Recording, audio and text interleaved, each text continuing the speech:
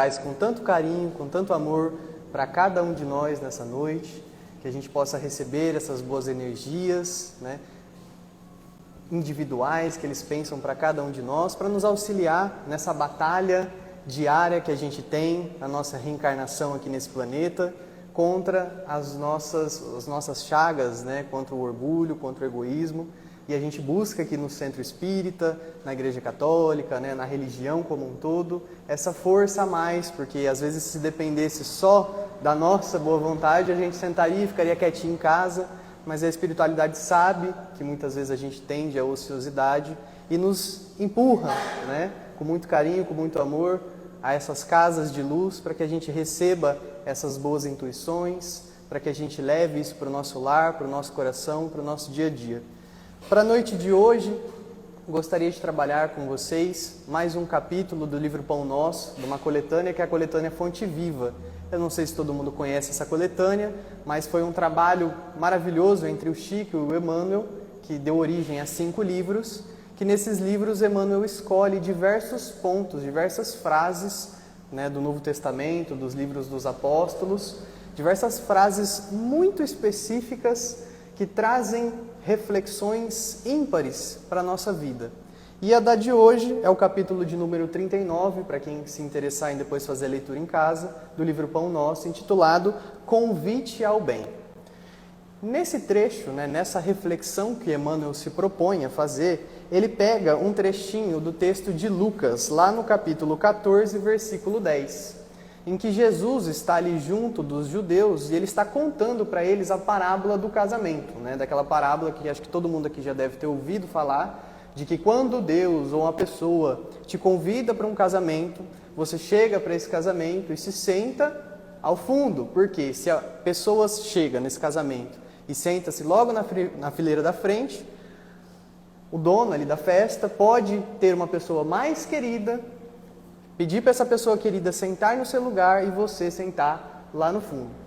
Então a gente tem essa ideia dessa mensagem, que é uma mensagem muito rica, que a gente poderia ficar aqui horas falando sobre resignação, sobre respeito às leis de Deus, sobre respeito aos princípios que Jesus estabelece para a nossa vida. Mas Emmanuel ele pensa uma frase muito interessante, que é essa: mas quando fordes convidados, vai.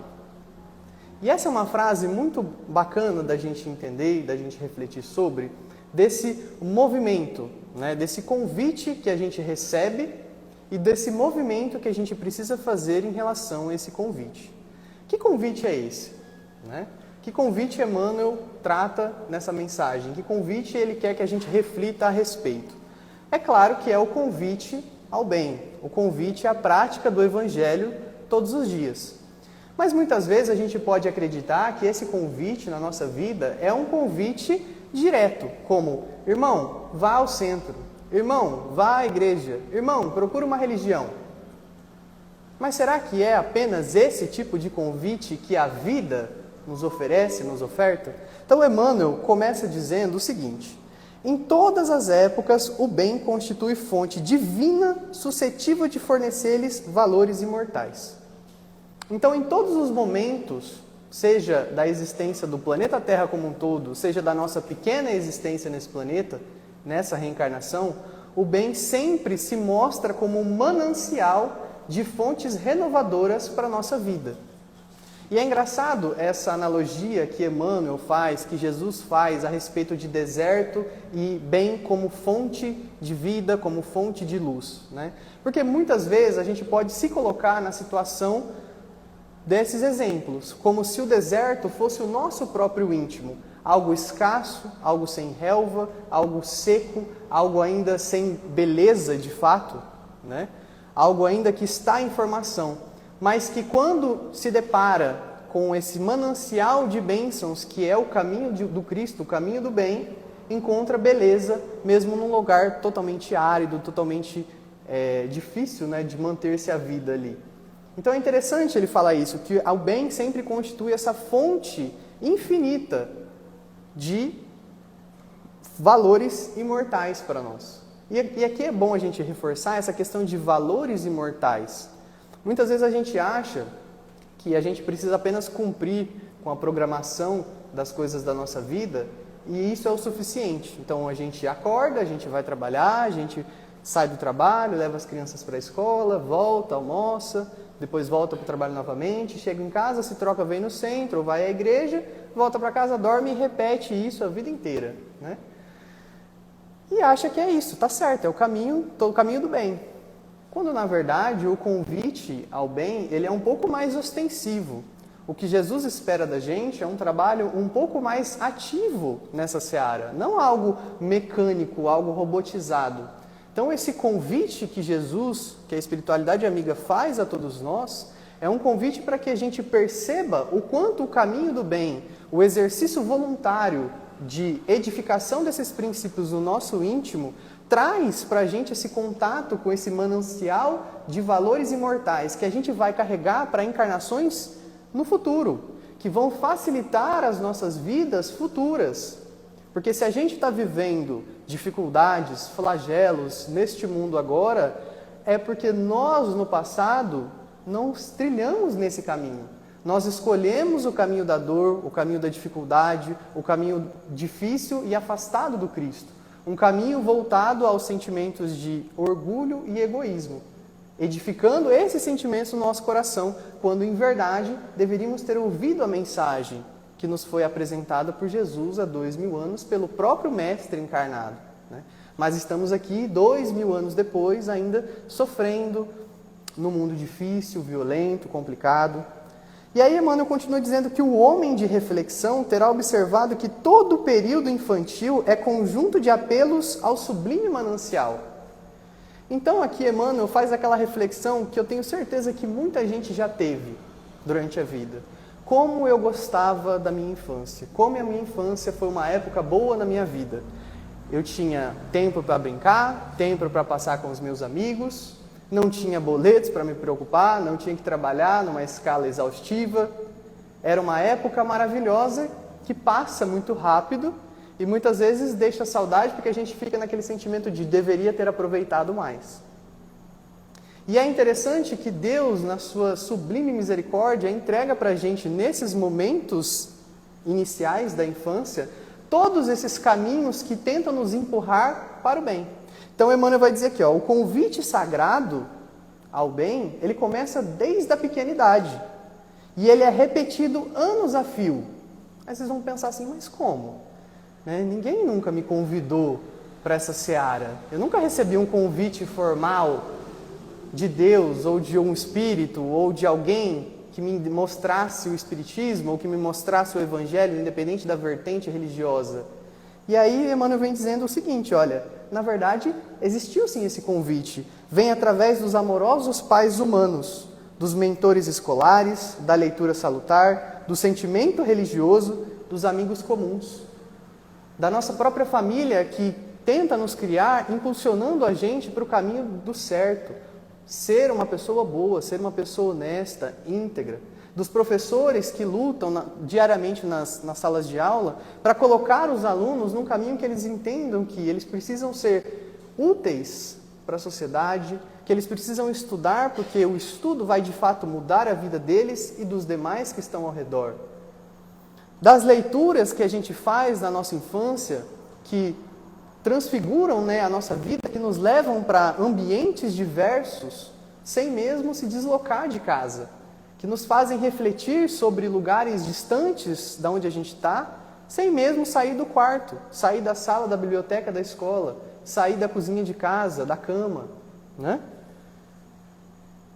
O sentimento religioso que nasce, quantas vezes a gente vê jovens ali que gostam, de se enturmar em grupos de jovens com o pessoal. Mas às vezes a criança nem tem interesse na religião em si, ele vai por causa dos amigos, mas tudo isso é pensado pela espiritualidade para tentar empurrar a gente para esse caminho de luz.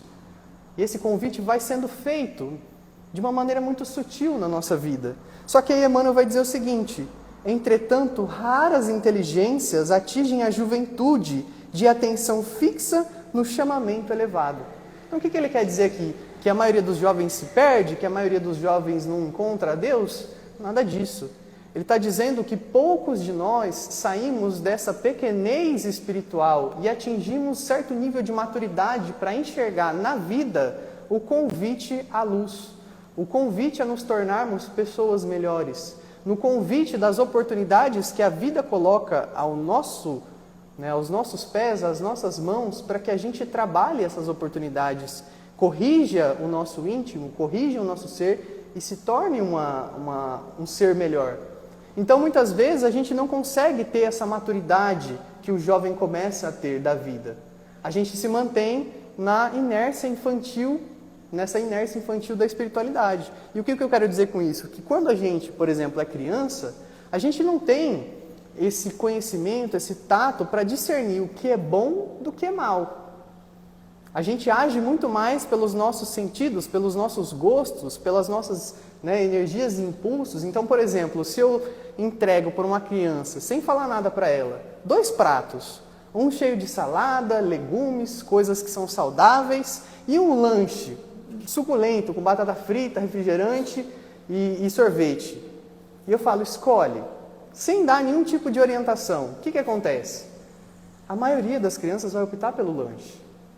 Porque aquele cheiro, aquele sabor, aquilo aguça os sentidos humanos. E ele prefere aquilo que lhe satisfaz naquele momento. Ele não está pensando no longo prazo, que aquilo ali, naquele momento, lhe satisfaz as necessidades físicas, mas causa prejuízos da saúde mais tarde. Enquanto o prato ali de alimento saudável, no momento pode não ser tão saciável assim, mas a gente sabe que sacia. Mas para a criança ela não entende isso, mas que no futuro aquilo vai fazer bem para ela. Ela vai ter uma juventude, um período adulto, um período de ser idoso, com mais saúde, com mais jovialidade. Da mesma forma somos nós com a nossa vida. Ao invés da gente perceber na nossa vida os chamados que Cristo tem para nós e utilizarmos desses chamados, por mais que eles sejam difíceis de lidar, a gente prefere satisfazer os nossos interesses momentâneos, abrindo mão daquilo que realmente vale a pena, da construção de valores, de princípios, de potencialidades que vão nos fazer bem no longo prazo. E aí Emmanuel continua dizendo, quase toda a gente ouve as requisições de natureza inferior, olvidando deveres preciosos, ou seja, a maioria de nós dá ouvidos a esses sentimentos, passa diversas encarnações repetindo os mesmos erros, mesmo tendo conhecimento do Evangelho do Cristo. E hoje em dia é muito difícil a gente falar que a gente não conhece Jesus, ou que a gente não conhece religião, porque a gente vive num mundo que no celular, no tablet, a informação está aqui, na palma da nossa mão. A gente pode conhecer qualquer tipo de religião que nos satisfaça com um clique. Então, quando a gente desencarnar e a gente chegar lá no mundo espiritual e a gente se deparar com o que a gente poderia ter feito e a gente não fez, a espiritualidade amiga, ela não vai ficar brava com a gente. Eles vão olhar com pena. O problema vai ser o nosso próprio martírio individual, de nós percebermos o tempo perdido que a gente poderia ter ouvido o chamado do Cristo e virou as costas. E aí entra a chave da espiritualidade amiga, do amor incalculável de Deus e de Jesus sobre a gente. Os apelos, todavia, continuam. Então, mesmo que a gente passe uma vida inteira sem dar ouvidos ao Cristo, Ele não vira as costas para a gente. Por mais que nós viremos o tempo todo os nossos olhos, as nossas costas a Jesus, Ele não desiste de nenhum de nós. Por mais perverso que eu tenha sido, por mais ruim e baixo que eu tenha chegado, por maiores crimes que eu tenha cometido, Jesus vai me amar e não vai desistir de mim. Os apelos do Cristo continuam. E aqui, Emmanuel vai dizer, é um livro amigo, revelando a verdade em silêncio. Ali, um companheiro generoso que insiste em favor das realidades luminosas da vida. Então a gente pode encontrar esses chamados em livros edificantes, em companheiros da nossa jornada terrena, que a gente vai, conversa e a pessoa traz ali uma mensagem que toca o nosso coração, que toca a nossa vida, que nos faz refletir sobre o que a gente tem feito até então. Momentos em que a gente olha, às vezes até um Reels, né, no TikTok, no Instagram, enfim, pessoas fazendo caridade, fazendo bem, e aquilo nos enche de esperança, nos enche de energias redivivas para que a gente se empenhe também em fazer aquilo, mas muitas vezes a gente deixa esse sentimento passar. Mas, como diz Emmanuel, os apelos continuam. Os apelos continuam. A rebeldia, porém, ainda mesmo em plena madureza do homem, costuma rir inconscientemente, passando, todavia, em marcha compulsória na direção dos desencantos naturais, que lhe impõem mais equilibrados pensamentos. O que Emmanuel quer dizer com isso? Que muitas vezes a gente, sendo rebelde, a gente vira as costas para os chamados que a vida nos faz, para a reflexão íntima, para a mudança de vida, e isso nos leva para caminhos cheios de dor. E essa dor, é esse aguilhão que Deus utiliza de maneira santificada e edificante na nossa vida, que nos faz refletir. E aqui entra aquela frase que acho que todo mundo já deve ter ouvido dentro de uma casa espírita. Se você chegou aqui e não veio pelo amor, você deve ter vindo pela dor. Então, provavelmente, se a gente está aqui reunido hoje e conheceu o Espiritismo, né, pela dor, foi porque a gente virou as costas para Cristo. A gente chegou, às vezes, ao fim do abismo. E quando a gente chega nesse patamar, só tem um jeito de sair dali. É escalar de volta. É enfrentar todos aqueles sentimentos que a gente deixou de lado, falando assim, depois eu resolvo isso. Não dá mais tempo. Eu tenho 50, 60 anos, a vida acabou, próxima reencarnação eu arrumo. Não. O chamado é para agora, para hoje. Quanto mais cedo a gente aceita a mensagem de renovação íntima que o Cristo oferece, mais anos a gente deixa de sofrer no futuro. Porque ninguém aqui quer sofrer mais. Vocês querem mais sofrimento? Porque olha para o nosso mundo atual. Guerras, fome, miséria. Num mundo que existe tanta riqueza, tantas pessoas que têm tanto dinheiro, que pensam só em si, que guardam esse dinheiro no banco, para ver cada vez mais números numa tela imaginária, que se acabasse a energia do mundo de uma vez, cadê o dinheiro? Cadê a riqueza? Se o mundo fosse colapsar, nesse exato momento a gente soubesse que vai vir um meteoro em escala gigantesca, que a gente não poderia fazer nada, do que ia valer eu ter R$1 trilhão na minha conta? Nada, esse dinheiro não ia me defender. E se eu morresse, se eu desencarnasse, eu não ia levar comigo. Então o que eu vou levar vão ser as construções íntimas que eu fiz, pautado nos ensinamentos do Cristo, nos ensinamentos de Jesus. E ser rebelde só atrasa essa felicidade que Jesus nos promete desde quando Ele estava aqui. Quando Ele dizia que a felicidade não é deste mundo. E Ele quis dizer que neste mundo de provas e expiações a gente não vai encontrar uma felicidade plena. A gente pode vivenciar momentos de felicidade, mas o estado de espírito feliz a gente só atinge quando a gente se livra dos sentimentos que nos arrastam para o pântano de trevas, que é o orgulho e o egoísmo. É até interessante a gente lembrar, por exemplo, do prefácio do livro Boa Nova, em que Humberto de Campos vai falar que ele estava tendo um dia uma conversa com amigos protestantes, e aí eles dizem que Jesus, esses amigos protestantes, diziam que Jesus era a rocha do tempo.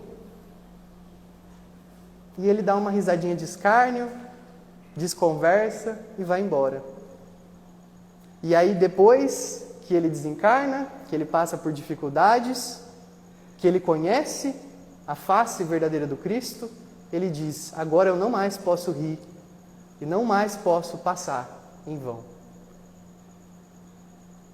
E não é isso que Jesus quer para a gente. Que a gente tenha que quebrar a cara lá na frente para dizer, mestre, o senhor tinha razão.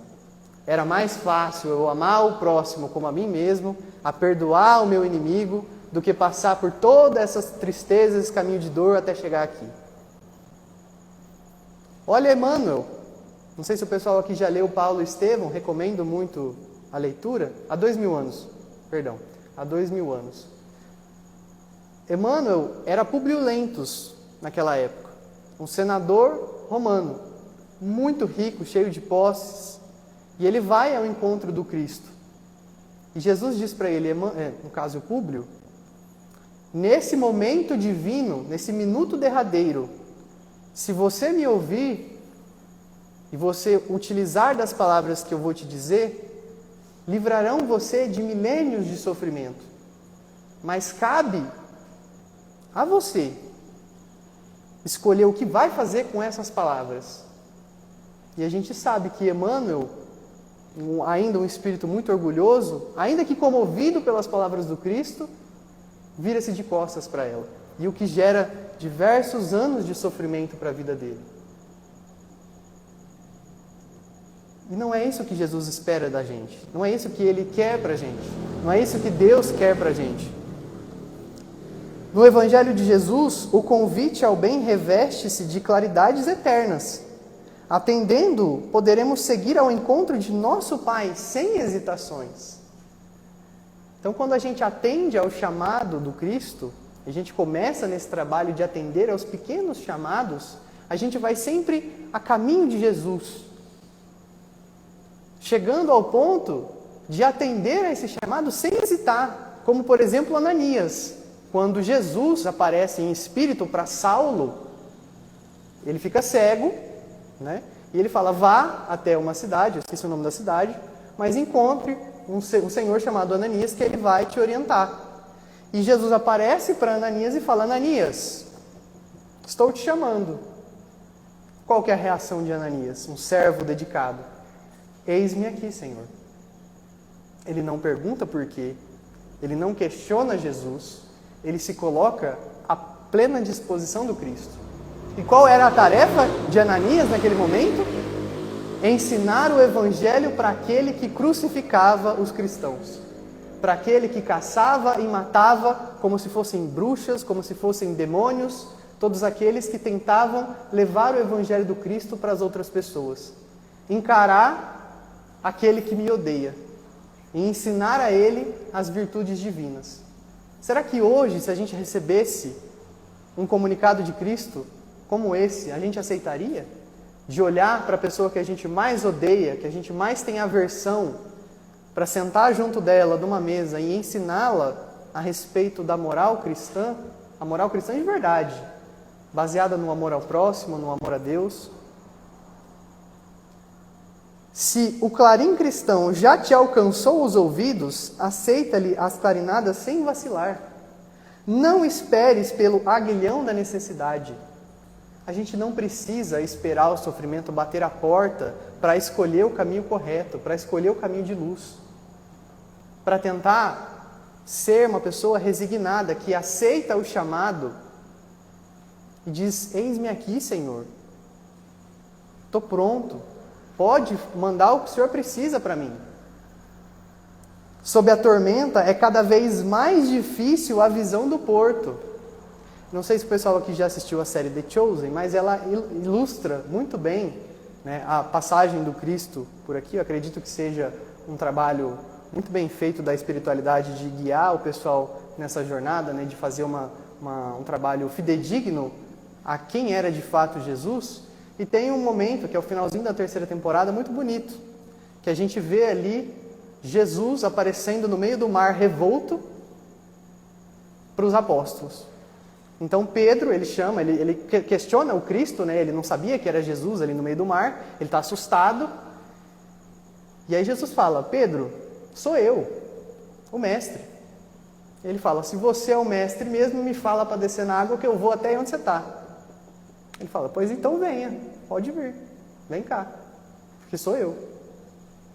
E aí Pedro sai do barco, os apóstolos ali, os outros amigos tentam segurar ele vai.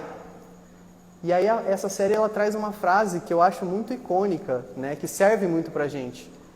O mar todo revolto, uma tempestade acontecendo, ondas gigantescas para todo lado, e Jesus olha para Pedro e fala, Pedro, olhe para mim. Olhe para mim, não tire os olhos de mim. E esses somos nós. No mar revolto da nossa vida, com as ondas de problemas que nos abatem, que nos assustam, e a gente tira os olhos do Cristo. E o que acontece com Pedro quando ele foca nos problemas? Ele afunda. Ele afunda. Mas por mais que ele estejasse quase se afogando ali, quem estava ali para socorrê-lo? Para dar o braço, para dar a mão, para estender e falar, meu filho, eu estou aqui. Jesus. Porque o convite do Mestre, como a mensagem mesmo já diz, ele é a todo tempo. Ele não para, ele está aqui, ele está ali, junto conosco, nos maiores problemas das nossas vidas. Nas maiores dificuldades, se a gente focar em Cristo, a gente supera qualquer problema. Não é à toa que quando ele resgata Pedro, ele leva ele de volta para o barco, olha para o mar, estende a mão e a tempestade passa. Porque é esse o poder do Evangelho do Cristo na nossa vida. De enfrentar as dificuldades com tranquilidade, com paz, sabendo que tudo tem um propósito, tudo tem um porquê de acontecer. E que tudo está cooperando para que nós cresçamos e sejamos cada dia melhores, nos conectando cada vez mais com o nosso Pai que está nos céus. E Emmanuel termina dizendo, a maioria dos nossos irmãos na terra caminha para Deus, sob o ultimato das dores, mas não aguardes pelo açoite das sombras, quando pode seguir calmamente pelas estradas claras do amor. Então que a gente não espere pelo açoite das sombras para seguir até o Jesus, para ouvir esse chamado que todos os dias bate à nossa porta, seja com uma pessoa difícil que a gente tem que aprender a lidar, seja com um colega de trabalho complicado que às vezes a gente perde a paciência, mas que a gente precisa aprender a lidar, seja com o filho revolto, com os pais difíceis, com os avós complicados, os parentes que nem se fala, os problemas dentro do trabalho, os problemas financeiros, tudo o que bate à nossa porta. Aceitemos isso com resignação. Aceitemos e entendamos que isso é necessário. Se a gente não pode explicar isso agora, do porquê estamos vivendo isso agora, o futuro nos dirá que aquilo era importante para a gente. Mas até lá, sigamos aceitando os convites. Não viremos as costas para Jesus. Que estejamos então com Jesus. Que assim seja.